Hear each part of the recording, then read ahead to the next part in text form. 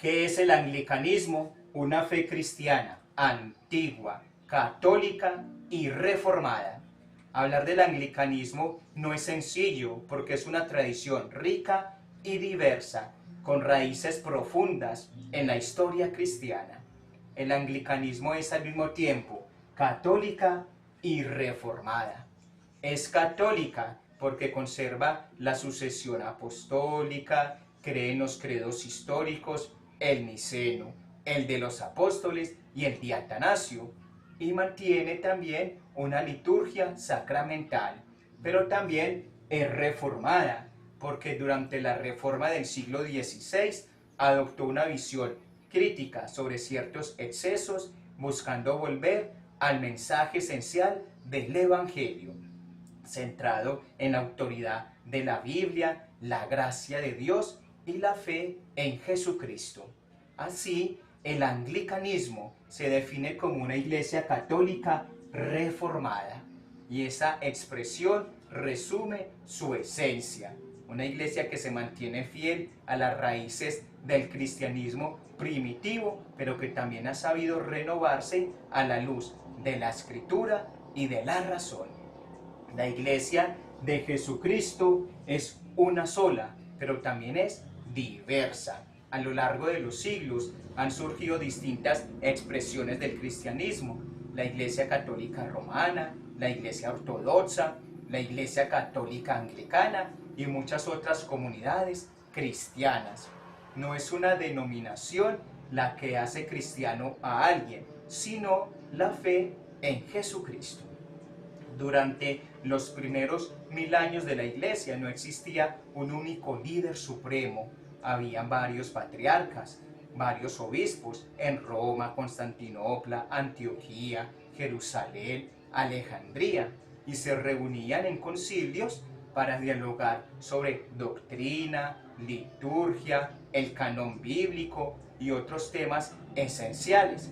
La unidad no significaba uniformidad, y cada iglesia local tenía cierta autonomía. Ahora vamos a hablar sobre los orígenes del cristianismo en Britania. Ya en el año 180 había presencia cristiana en estas islas. Ya había una diócesis, y en el año 314 3 obispos británicos asistieron al concilio de Arles, señal de una iglesia organizada en Britania.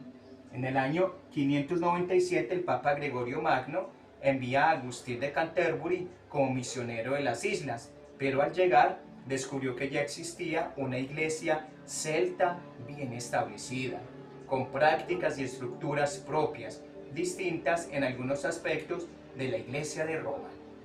La iglesia británica siempre valoró su independencia, tanto política como eclesial. Así nos vamos al año 1054, cuando ocurrió el cisma de Oriente, que dividió a la iglesia oriental ortodoxa de la iglesia de Roma. Más tarde, en el año 1074, el Papa Gregorio VII declaró que solo Roma era la única y verdadera iglesia e impuso el celibato obligatorio para los sacerdotes. Esto causó tensiones en lugares como en Inglaterra. En 1208, una disputa entre el rey Juan, el rey de Inglaterra, y el Papa Inocencio III sobre la elección del arzobispo de Canterbury terminó en una disputa en donde Inglaterra fue sancionada económicamente, se prohibieron los sacramentos y el rey terminó rindiéndose en el año 1213. Pero en el año 1215, los barones ingleses obligaron al rey a firmar la Carta Magna, un documento que establecía que el reino debía ser libre de toda interferencia extranjera, incluso eclesiástica. Esto plantó las bases de un principio de la soberanía nacional de Inglaterra. Y así nos vamos hasta la Reforma, en 1517, que inicia con Martín Lutero en Alemania, denunciando la venta de indulgencias y la corrupción eclesial. Su objetivo no fue dividir la iglesia, sino restaurarla a su pureza, volverla a sus orígenes. insistiendo en que la salvación es por la fe en Jesucristo y no por obras o por pagos. En Inglaterra, Enrique VIII, rey católico y defensor del papado, le pide al Papa anular su matrimonio con Catalina de Aragón para casarse con Ana Bolena.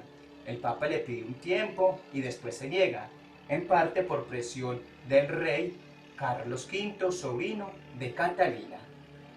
Enrique entonces, recordando la Carta Magna, rompe con Roma en 1534 y se declara cabeza de la Iglesia de Inglaterra. No lo hizo por motivos doctrinales, sino legales y políticos. La reforma doctrinal vino después.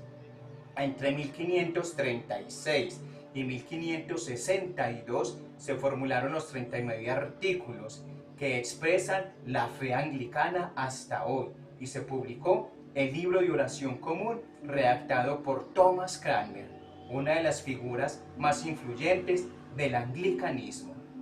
Tras la muerte de Enrique VIII, lo sucede en el trono su hijo Eduardo VI, un niño apenas de 9 años.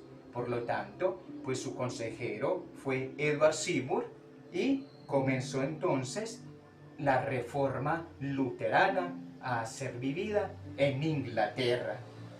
Él muere a los 5 años después de su trono, el cual va de 1547 a 1553.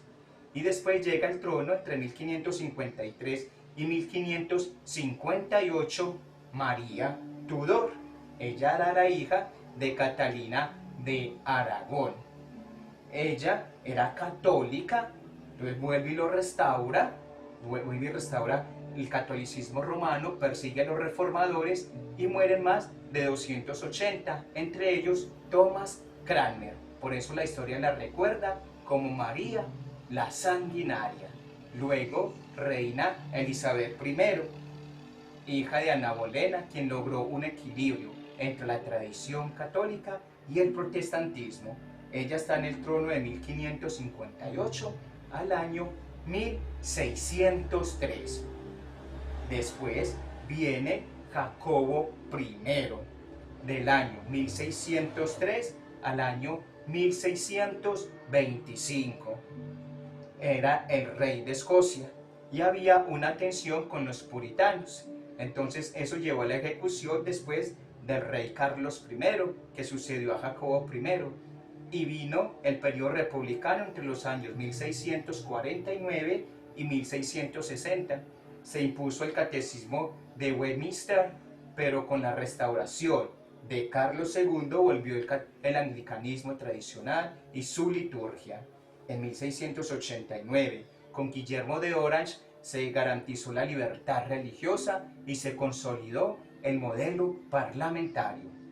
En el siglo XVIII, gracias a figuras como los hermanos John y Charles Wesley, se vivió un gran avivamiento, en donde eso llegó a Norteamérica.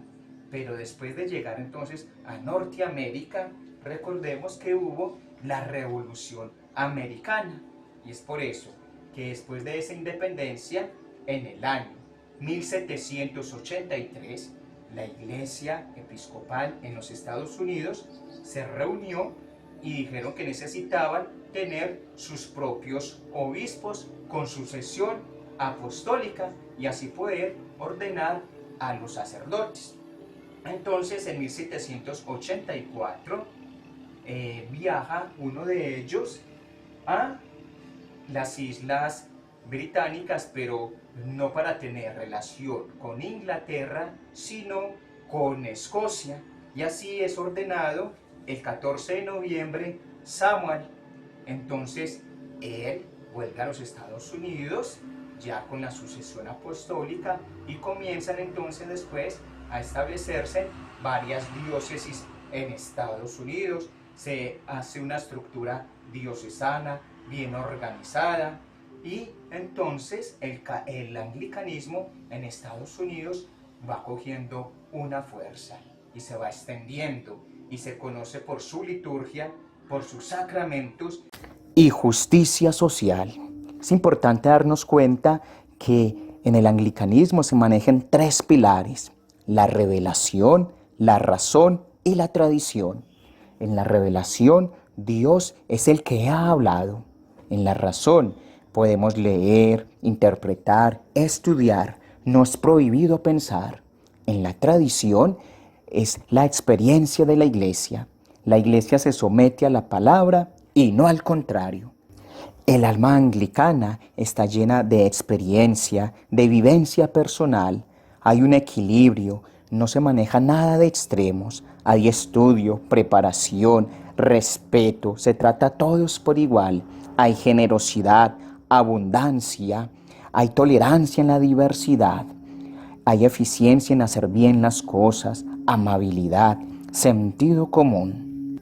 Se dice que el anglicanismo es el secreto mejor guardado del cristianismo. Esto es algo de historia del anglicanismo. Es importante saberlo y darnos cuenta de que es una iglesia con tradición cristiana. Así que invito a todos los anglicanos a que sigamos viviendo esta fe con alegría. Bendiciones para todos.